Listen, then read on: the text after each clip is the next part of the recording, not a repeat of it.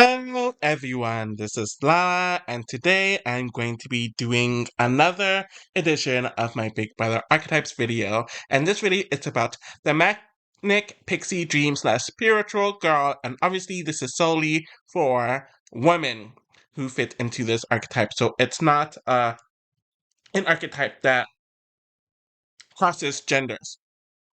So pretty much these are the women who tend to be full of energy, full of personality. They tend to be very positive leaning, but they are seen as very quirky, which does tend to annoy a lot of people. And despite their good intentions, for the most part, some of them just aren't that positive, but for the most part, their positivity causes them to be outcasts and causes them to struggle in the Big Brother house socially. And a lot of them do have accusations of being fake. So that's what the woman in this video will fit in when it comes to this archetype.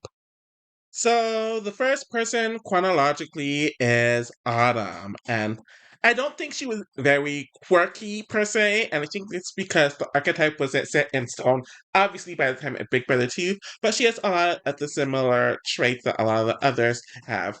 Generally has a very positive, upbeat attitude, but there's a lot of insecurity there, and due to that, and in general just her meekness, she's an easy target for people to kind of pick on, which we saw with a lot of the Chilltown members, and even some members of her own alliance got tired of her during her final week, where people like Cardi kind of threw her under the bus, and she was seen as very weak. And you could tell that the game just really wasn't for her, and the negativity was getting to her, and she would have melted down even more had she lasted longer. Next, chronologically on the list, is Michelle from Big Brother 4. I don't have a whole lot to say about her, and I struggled with putting her in a category where I believe this is the only one she's in, and that's mainly due to her age, and she's younger than the age limit, and they did this because they needed an X for Dave, so they pretty much superseded it for this instance.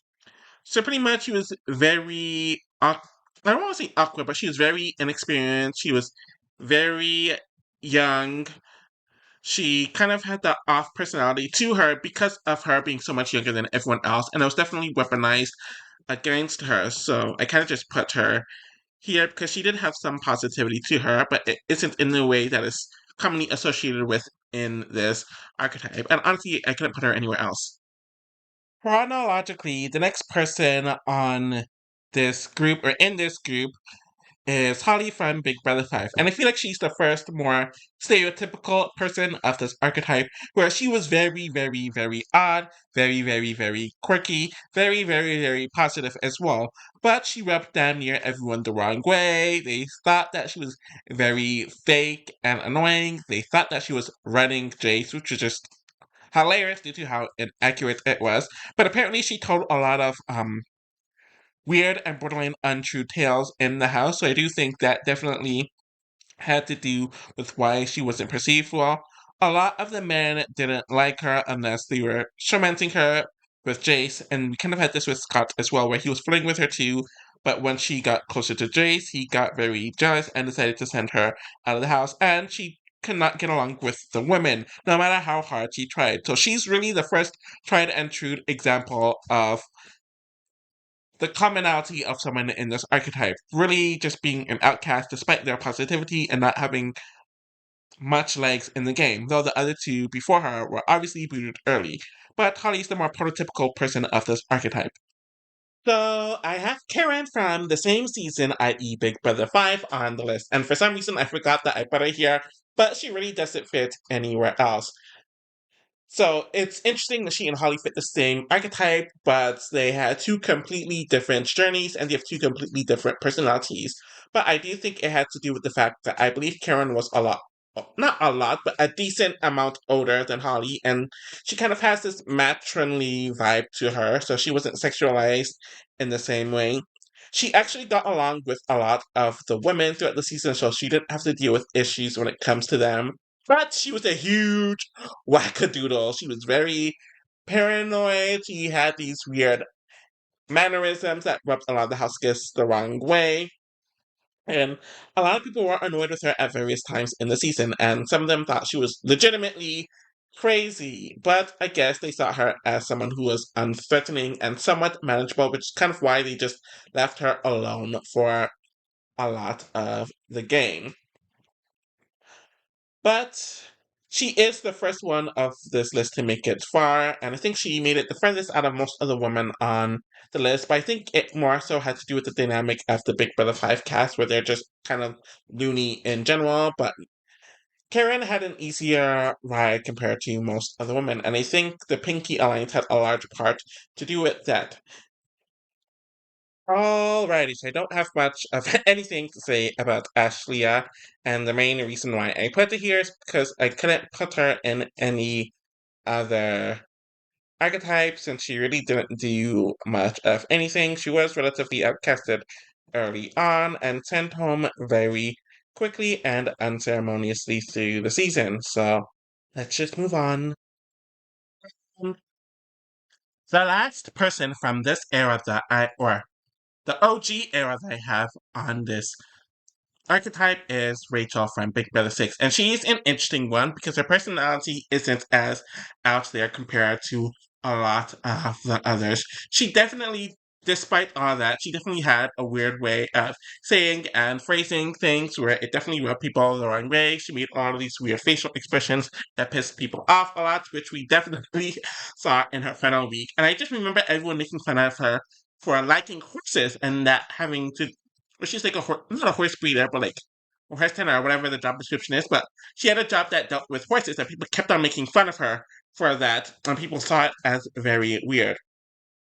But yeah, she definitely struggled to fit in with a lot of the people in the house due to all of her underlying weirdness in a weird way. Though she didn't have the boldest personality compared to many others before and after her that will be on this list. And I also struggle to put her anywhere else.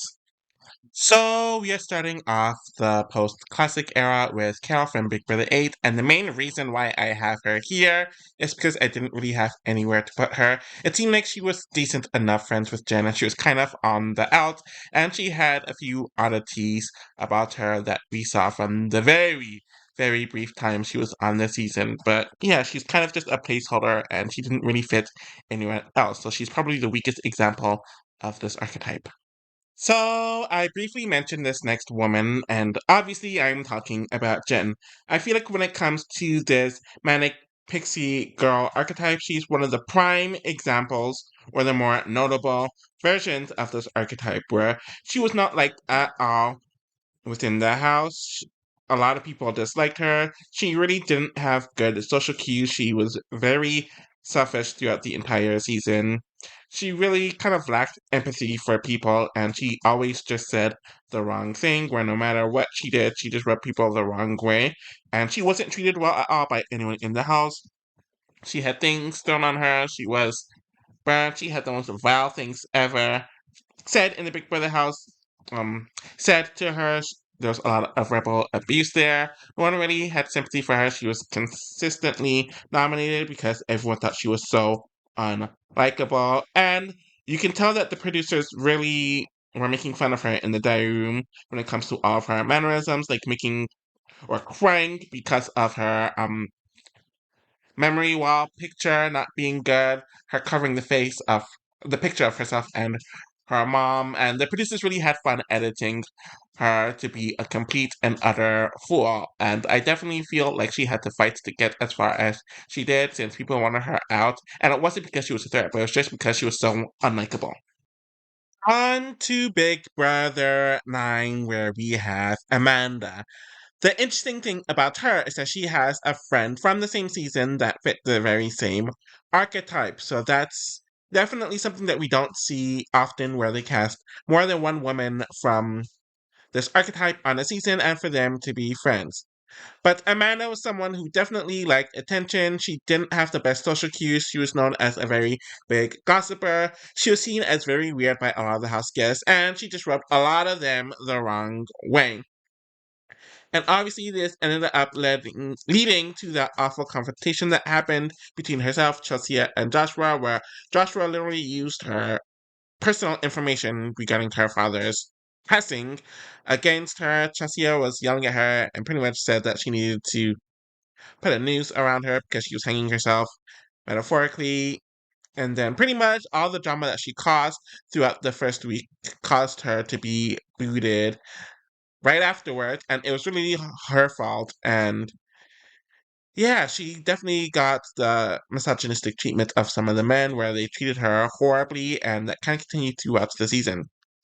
From the same season is Natalie, and like I kind of just mentioned, this is an interesting case because she was friends with the other woman who fit in this archetype, Amanda, as well as those two, as well as the partners Matt and Alex, were kind of a duo of duos, kind of, or a foursome or whatever, and that caused them to be targeted very early on in the season.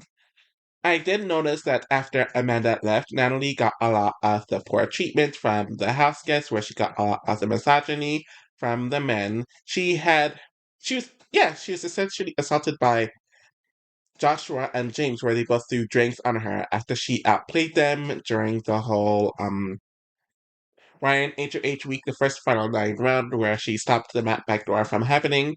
She always had these very weird catchphrases that rubbed people the wrong way. We saw Chelsea eventually go after her because of it. And I think the thing with Natalie is that she brought a lot of Christianity into it, though she did some of the freakiest stuff as well. She also kind of just badmouthed people as well. And while I do think she's more positive than some of the others, she could be kind of hypocritical as well, which is why a lot of people were annoyed and bothered by her. And a lot of her double standards and hypocrisies caught up to her during her final 2 weeks in the house, where she was backstabbed by her closest allies, and they all just kind of trashed her the entire time. So Natalie's definitely one of the many women who are very quirky, who had these weird catchphrases and were very bubbly, but it just rubbed people the wrong way. And I do feel like the archetype was more established at around this point. So, the next person that I have on this list is an odd and interesting one because it's heavily debated, and I have Lydia. Now that I'm thinking about it, I very well could have put her on the last list, but she didn't really come off as gothic or punk-ish. Maybe alternative, but I didn't really feel that way. I guess I could have put her in both, but it's too late at this point, clearly. But I do feel like she has elements of the Manic Pixie girl. She definitely had her quirky way with how she phrased things, how she spoke about things, what she believed in. She was very much into makeup and tattoos and all of that. And I think she came in wanting to be very positive, but it didn't. Yeah, she's trying to be very positive. She's trying to kiss butt and all that stuff, but she kind of just rubbed people the wrong way, and people saw her as a weirdo. And obviously, due to the twist of the season, she definitely fits that. She struggled getting along with certain people, and even with the side she eventually chose, they saw her as very expendable. They themselves nominated her several times. She was They voted to evict her several times, and then she just started crashing out more and more and more as the season went on. Obviously, there's that whole racist incident with Brayden that obviously she took offense to, and she felt like people didn't have her back against, and she got a lot of vitriol as well. But she herself wasn't the most innocent, and she had that awkward triangle of some sorts with Jesse and Natalie, which put her even more at the bottom. But I do think how she saw the world and some personality traits kind of line up with some of the others, which is why I put her here. Now we are moving on to a big one, and arguably the biggest one on this list, and that is Rachel. So clearly, she has a very big personality. She comes up with these catchphrases a lot of times just very unintentionally. She has this very quirky behavior that rubs almost everyone the wrong way when she's in the Big Brother house, and she has a lot of energy that a lot of people don't really know how to handle. So in a way, she does kind of have that pixie dream spiritual girl vibe going with just her very bubbly, outgoing personality, not really understanding social cues the best, and just rubbing people the wrong way.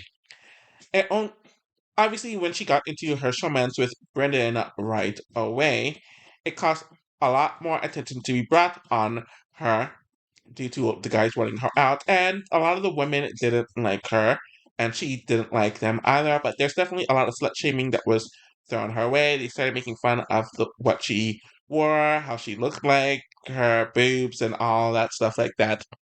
So there's a lot of catty commentary that she was dealing with at the time. There were times where she didn't really care or she would just laugh it off. But you could tell there were times where it really genuinely did bother her and she broke down. And she gave some of that cattiness back, and especially on Big Brother 12, where she targeted all of the women, and her luck eventually ran out. On Big Brother 13, a lot of the similarities when it came to how she was treated and how she treated people were on Big Brother 13 as well. But you saw another layer where entering Big Brother 13, obviously, once you leave the house, you deal with the public's reaction towards you, and social media was starting to become a thing. So, entering a year later, Rachel had a lot of insecurities based on how the public saw her, and people kind of used that against her, and it made her a lot more insecure. But she did get into feuds with Cassie, though that was kind of misinterpreted on the edit. It wasn't just because she was catty, but she was generally defending Porsche. And then she got into it with Danielle and Kalia very badly on the show. She had more allies with her just due to the Veterans Alliance in general being a thing, but a lot of them didn't like working with her. But she did end up winning the season, though.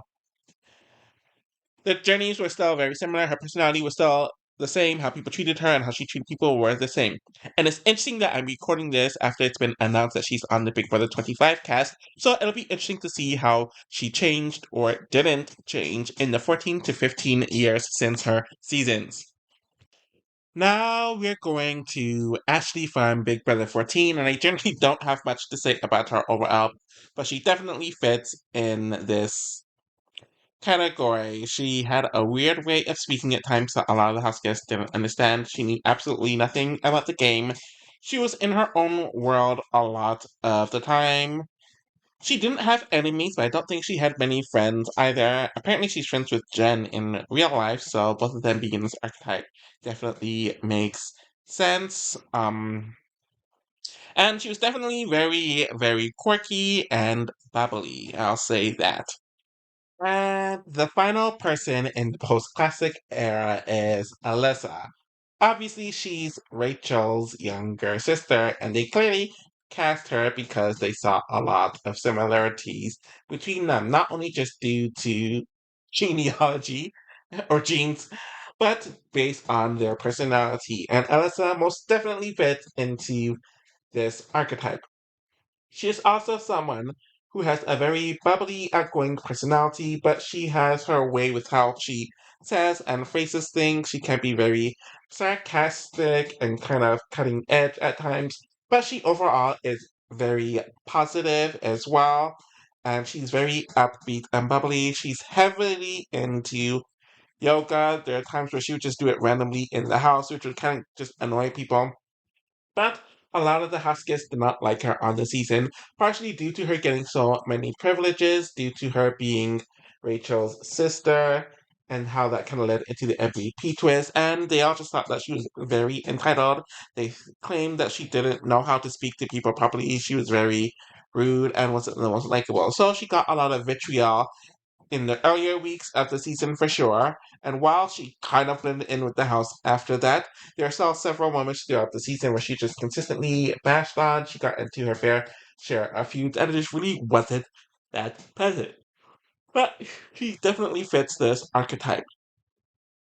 Obviously, we are moving on to the modern era, and that obviously starts with Big Brother 16. And I'm going to get the first two moods out of the way first. Both of them kind of fit in this archetype and complete in somewhat they fit here, but not in the same way. Joey's definitely the oddball Pixie girl, where she did have a positive attitude, and she definitely had her weird catchphrases and stuff like that. And of course, there's that moment where she dressed up like a guy for campaigning votes. And Paola definitely had her way of saying certain things, and she was definitely seen as a bit odd due to the way she spoke and her attitude and all that. And they are just two very easy outcasts, despite their more positive viewpoint of things, and they're just seen as too clueless, even for this cast. Hence me putting them both here. So, the final person from the season that fits this category, kind of, in my opinion, is Victoria. One, I think, sorry, one of the reasons why I think she fits this is that she knew absolutely nothing about the show. So, she really wasn't involved in any of the strategy. She never attempted to catch on to what was happening in the house with the men and the majority alliance. And a lot of the women did not like her, which didn't really matter much because they're all gone by the first half of the season, essentially. But she found it hard to fit in with anyone, despite her really wanting to make friends, despite her having a bubbly enough personality, but she kind of just never really caught on with any of them. But luckily for her, Derek saw the value in her being a goat, essentially. So she was dragged around to the end. She would tell these funny stories, sometimes like that crow story, and that's really all I have to say. All right, so the first person that I put in this archetype from Big Brother 17 is Becky. And honestly, for her, she was kind of hard to really put anywhere, but I do think that the Pixie Girl is the easiest one that she could be put into. And one of the main reasons why I felt like this is because of her the train story that she told where she got hit by a train, she got reconstructive surgery, and then she recovered, and then she had to learn how to do a bunch of things. And obviously, the story is a real story and it's a tragedy, but the way the editors told it, they made it into a very comedic story. I also think another element to her is that a lot of people didn't really know where she stood in the house, and she definitely had her own way of speaking at times, and she got a lot of random hatred from people, especially from someone like Steve, and people also thought that her interactions with Vanessa, especially at the end, were just extremely campy. The second and final house guest from BB17 that fits this archetype is Meg. And I definitely do feel like she's a more clear cut example of this archetype and someone who's just very obvious. Meg was a ball of positive energy. She was very peppy, she was very quirky, and what makes her stand out, especially compared to a lot of the other women on this archetype or on this video, is that she actually did very well socially. She wasn't disliked at all. She didn't really annoy people. She didn't have a bunch of social issues that many of the women here have, despite their positive attitude. She was definitely very peppy. She definitely was very funny, and she was a ball of sunshine. Unfortunately for her, she didn't really know much about the game, so she never implemented this towards the game or used her social game to actively improve her position in the game, but she's definitely a more clear cut example of someone who's just very quirky and positive and was actually well liked amongst her cast. So for Big Brother 18, we had three women who fit this archetype, and ironically enough, they were all aligned with one another as they are all part of the Spy Girls Alliance. Yes, I'm referring to Bronte, Bridget, and Natalie. And this is another case where you see people of the same archetype getting along, or people within this archetype getting along within the season, but they didn't last long due to all the twists that happened and them just not really fitting in very much with the house. Bronte was not close with any other villains. They didn't really like her. They thought she was very annoying. They thought she spoke weird. And to be honest, she didn't really like them either. And she was very expendable, which is why she kind of got booted the way she did. And Frank is essentially got her nominated on Bridget, her closest allies, HOH, and Frank didn't really give a crap. Bridget was also someone who did not get along with most of the people in the house. A lot of the women were not nice to her whatsoever. They did some pretty cruel things to her. Bridget felt the isolation, and she called it out several times within the house. And she was kind of quirky, but she wasn't like obnoxious about it like Bronte was. But she didn't really vibe with anyone in the house, and it seemed like she was kind of recovering by the end, though she was still pretty much an easy scapegoat. But it wasn't enough, and she went home at mid season. Natalie, she's probably the most known one out of the three, or the infamous one out of the three. She was a cheerleader, so obviously she had that peppy attitude. I don't want to say she was awkward. She had some quirkiness, but she was probably the least quirky out of the others, but she definitely had a lot of positivity to her. But people did find her to be very fake. They thought she was flirting to get ahead in the game, and they just thought she was very disingenuous. And she got a lot of slut shaming due to all of that. And Natalie's someone who was very aware of the cameras, and she wanted to be associated with people who were the favorite. And I think that was one of the reasons why a lot of people didn't like her either, and especially when her allies started going home one by one, and she had to be forced to play more aggressively. People kind of just saw another side of her and they didn't really like it. But yeah, she wasn't that liked throughout the season either, and she had several conflicts due to her perceived fakeness too. On to Big Brother 19, and I do have Jillian here. And honestly, the only reason why she's really here is because I couldn't really fit her anywhere else. She isn't really like quirky like many of the other women here. She wasn't a negative person, but she wasn't overtly positive either. She was kind of an outcast amongst her cast, and she only hung out with just like few people, which kind of had her be the early boot or the first boot, though there's a lot of other factors there. But I guess that might be the most similar thing she has to other people, this lack of social strength, but that's really it. Anyways, the main person that I have here from Big Brother 19 is Raven. Obviously, she has her pacemaker, which is a huge part of her identity, rightfully so, since she needs it to live. She talks about it a lot, and obviously, with the story behind it, she's painted in this very positive manner. Though, as the season went on, you saw a lot more of an undercutting elements to her, which really wasn't positive. And despite her being very quirky and very odd, as she had her weird way of saying things, she was kind of seen as a liar to a lot of them as she told these ridiculous tales. She didn't really have a mind of her own, and she kind of followed the her, despite her kind of fitting the manic pixie dream girl element and the spiritual. She wasn't too spiritual, but yeah, she eventually faced a lot of the similarities that the women on this archetype fit in, where they end up struggling socially, though it took her a bit longer to get there. She really wasn't well respected, and she started annoying the heck out of everyone. So we are going to end this era with Big Brother 20 because I couldn't really find anyone from Big Brother 21, and Big Brother 22 is obviously an all-star season. So the first person who fits in this archetype is definitely Caitlyn. They definitely played up her spirituality because she was a therapist and she believed in all the spiritual Zen stuff, and they definitely played that up to an obnoxious point of view. And she was clearly supposed to be the positive, all knowing, goody, good vibe type of woman who was very spiritual, but when she got into the house, there's definitely another layer to her that would have you question her sanity.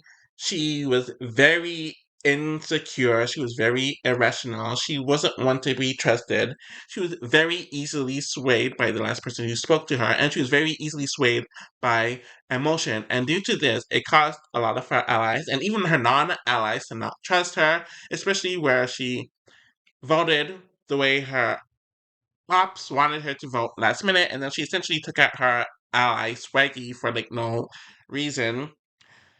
And because Tyler put in so much work with her, she's she's gonna give that same smoke to him as well. And people just saw her as someone who was tiring. It just wasn't worth the hassle overall. And she got very emotional over Fessel choosing Haley over her. So the second and final person from this season and this era is Rockstar, and I do feel like she's similar to Kaylin in the fact that they are both cast to be the more zany, positive women, though with Rockstar, it was clear she was supposed to be the uber liberal, hippie woman, essentially. She wore all these colors. She was older than the average house guest, and she was a mother, but she had the youthful spirit of someone who was over a decade younger than her, and for someone who was 20 years old. So she definitely has that element to her.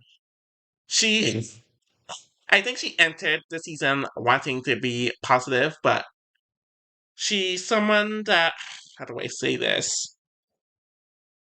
When you think of someone who is in the far left, Rockstar definitely fits that, and she definitely had issues bonding with several demographics due to her past experiences with them and what she feels like they represented. So she wasn't the most positive person.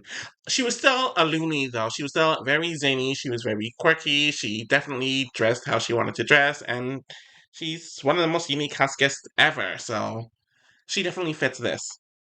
So we are finally at the new era, which is the diversity era, and the first person on this list pertaining this era is Brittany from Big Brother 23, and she was definitely a ball of sunshine, kind of annoyingly.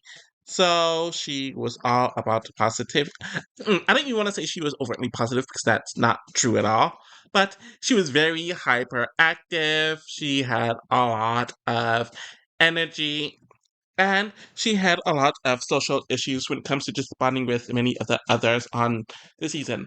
I know a large part of this definitely has to do with her autism, and she might be the first who was publicly open about having autism and making the edit. So she was great representation there, and you definitely see how that played a part in her journey and how it kind of has her be a part of this archetype when it comes to the social issues and some of them either some of the masking and being like very one dimensional, not one dimensional, like very one track minded with certain things in the house and interactions. The other person from this group from the season is Sarah Beth, who is also from Big Brother 23.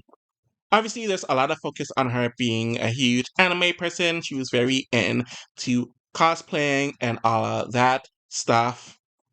And she had different interests from a lot of the others too. She was someone who was generally just very nice and positive, but she didn't really fit in with a lot of people in the house. I do think a part of that was due to Tiffany's jealousy due to Sarah Beth's relationship with Kanan. But at the same time, I just think Sarah Beth had different interests than a lot of the other people in the house. She was very easily misinterpreted. She even had her sexuality questioned at times. And she didn't even bond with people like Claire, where you thought that they would have gotten along, but she just didn't have that. Due to this, she was seen as an oddball, despite her definitely fitting the Manic Pixie Dream Girl archetype when it comes to her interests and being very positive and uplifting, but she just didn't vibe with a lot of people and she ended up suffering socially in the house as well, especially near her end or the end of her journey. So, this next choice might be shocking to some people, but I do have Bowie Jane from Big Brother 25. And yes, I did skip Big Brother 24 since I just didn't really feel like anyone accurately enough fit into this archetype. Bowie Jane to me is someone who's clearly cast to be the person who was older in actuality, but a youngin at heart just by her upbeat, positive attitude, her love of life and partying and all that jazz, and her being someone who doesn't take a whole lot seriously compared to her job being a judge, if I'm remembering correctly. And I do feel like she was like that for a lot of the season. But people just kind of found her to be very weird, very odd, and very inauthentic, which is why she didn't fit in with the Bye Bye Bitches alliance, despite her trying her very best to do so, even ignoring some blatant red flags. But ultimately, she did decide to flip on them mid season and kind of just decided to ride to the end with Matt and Jag for the second half of the season. She really was seen as someone who was a follower, and she really wasn't well respected because she didn't actively talk game. And when she found her home, she kind of showed a nastier side to herself. But she definitely fit in with this archetype where she came in being someone who's a ball of energy and someone who's very positive, but had huge social issues throughout the season that plagued her. So we're getting close to the end here, and the final season in discussion is Big Brother 26, and Lisa is the first person that I'm considering. She's one of the most obvious examples of this archetype. Someone who is supposedly very positive, has a lot of energy, is seen as very quirky, and she also has an obsession of hair, which the house guests just really weren't feeling at all. She struggled socializing with the house guests on virtually every single level. She was initially the first target, but she won the veto to save herself, and then she was sent home the very next week. She didn't really have any allies. She was called a twit, and she really just didn't fit in whatsoever ever. And people also made fun of her cooking. So that was another level to the house guests just not vibing with her at all, and her struggling to really get off the ground in the season and the game. And the final person, not only just from this era, but from this list in general, may be highly debatable to some people or shocking, but I do have T-Core here. So just from her preseason package, it's clear to me that casting kind of envisioned her to be the season's version of this archetype with her unconventional upbringing, her obsession with crochet and other interests that aren't very common or popular. She was clearly supposed to be someone who was uber liberal and uber positive, and she was kind of like she was very quirky in her own way, but I think it kind of differentiated because when she actually got into the house, it became pretty clear that her personality is not as big as most of the women on this list and on this archetype. And while she did have some of the social struggles, it was mainly due to her being relatively intrapersonal rather than her struggling to converse with people or a lot of people just not liking her. But I do think she fits this category in other ways, though she's a prime example of someone who seemed one way in casting, and in the preseason they come off differently while they're actually in the game playing. Alrighty, so that's it for this specific video and this specific archetype. It's a bit more clean cut than some of the other videos that I've done and some of the other archetypes that I will cover. I noticed that it's mainly only women who fit this archetype, hence there not being a male equivalent for this one. And it will be interesting to see how the other archetypes will break down just from looking at the list and from my intro video that I posted of the archetypes. Some of them have a lot less people, others have a lot more people. Some archetypes are a lot less complex than the others, and others are more. So we're about halfway done, maybe a bit over halfway or a bit under halfway, I'm not too sure yet. But thank you all for watching, and I'm going to continue doing these archetype videos, and hopefully it'll be done by the end of BB27. Thank you all for watching, and I'll be back with something soon. Bye!